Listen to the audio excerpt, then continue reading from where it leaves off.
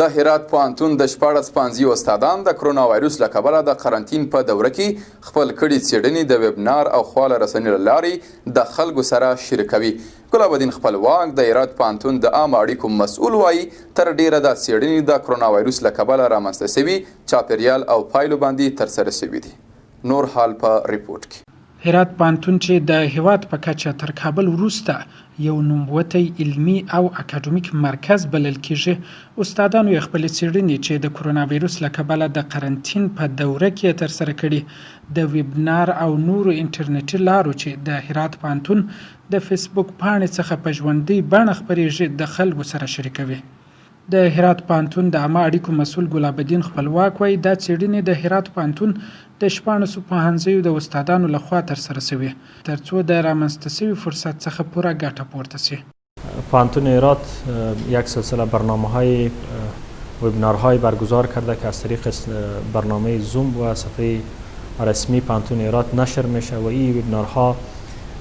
تحقیقاتی که اساتید در ایام قرنطینه انجام داده همون تحقیقات است که پوهنتون هرات در تمام پوهنځی‌ها استادا در 16 پوهنځی در ظرف یک ماه به نشر می‌سپارد.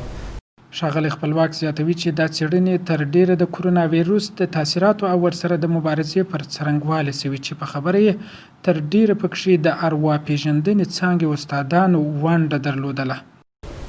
بیشترین تحقیقات روی از استادای پوهنځی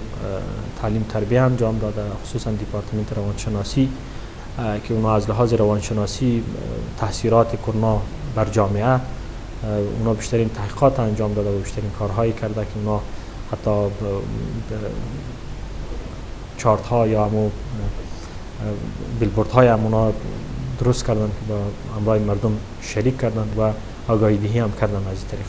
په همدې حال کې د هرات پوهنتون استادان چې په دې ویبنارونو کې ونډه اخیستې وایي غوښتل خپل موندنې د خلکو سره شریک کړي. امروز در همین چند مدت قبل ما برنامه بسیار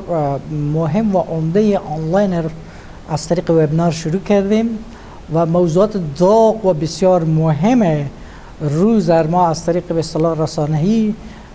به سهم مردم قرار دادیم که مردم از این استفاده کرده بتونن و آزادن هر کسی که میتونه بیای به وبنار مشارکت بکنه. دا په داسې حال کې ده چې اوس ټول تعلیمي مرکزونه او پوهنتونونه د کرونا ویروس د وبا له کبله تړلي او تمه ده چې په راتلونکو 2 اونیو کې بیا پرانیستل شي.